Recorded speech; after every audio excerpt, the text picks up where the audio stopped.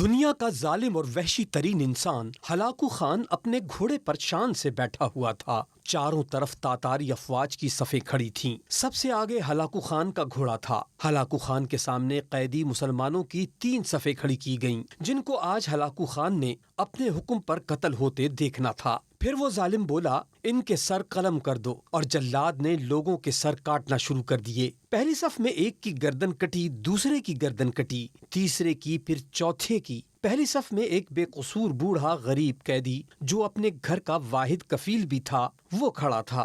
وہ موت کے ڈر کی وجہ سے دوسری صف میں چلا گیا۔ پہلی صف کا مکمل صفایا ہو گیا۔ ہلاکو خان کی نظروں نے اس بوڑھے کو دیکھ لیا تھا کہ وہ موت کے خوف سے اپنی پہلی صف چھوڑ کر دوسری صف میں چلا گیا تھا۔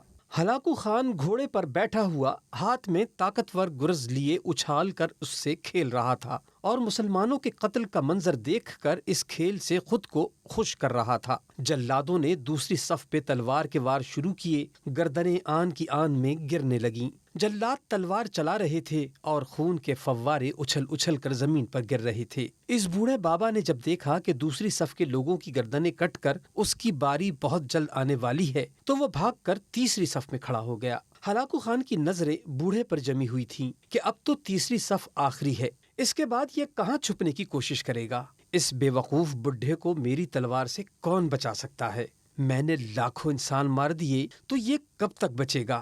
تیسری صف پر جلادوں کی تلوار بجلی بن کر گر رہی تھی۔ ہلاکو خان کی نظریں مسلسل اس بوڑھے پر تھیں کہ کیسے وہ بے چین ہو کر موت کی وجہ سے بے قرار ہے۔ تیسری صف کے انسانوں کی گردنیں گر رہی تھیں۔ جلاد بجلی کی ایسی تیزی سے اس بوڑھے بابا تک پہنچا تو ہلاکو خان کی آواز گونجی، رک جاؤ، اس کو ابھی کچھ نہ کہو۔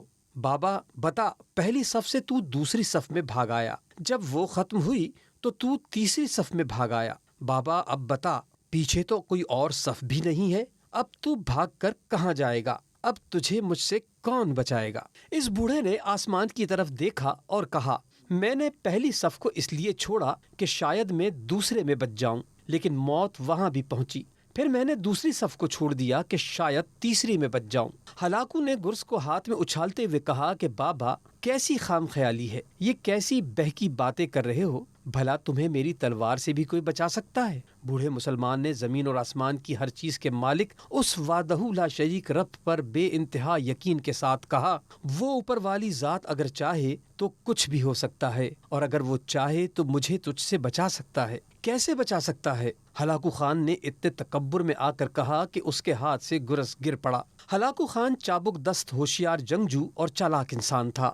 ہلاکو خان نے گھوڑے کے اوپر بیٹھے بیٹھے گرے ہوئے گرز کو اٹھانے کے لیے خود کو جھکایا کہ زمین پر گرنے سے پہلے وہ اسے ہوا میں ہی پکڑ لے۔ اسی کوشش میں ہلاکو خان کا ایک پاؤں رکاب سے نکلا اور وہ اپنے گھوڑے سے نیچے آ پڑا، جبکہ دوسرا پاؤں رکاب میں ہی پھنس کر رہ گیا۔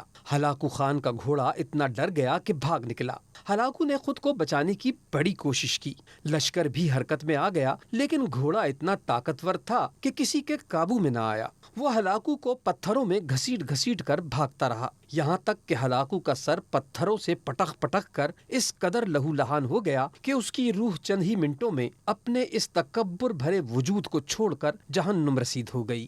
لشکر نے جب بے انتہا کوششوں کے بعد ہلاکو خان کے طاقتور گھوڑے کو قابو کیا تو اس وقت تک اس کا سر بری طریقے سے کچلا جا چکا تھا۔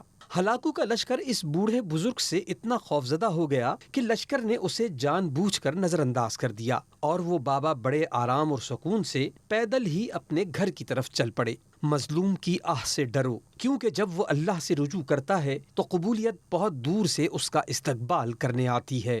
اللہ اکبر، اللہ بہت بڑا ہے۔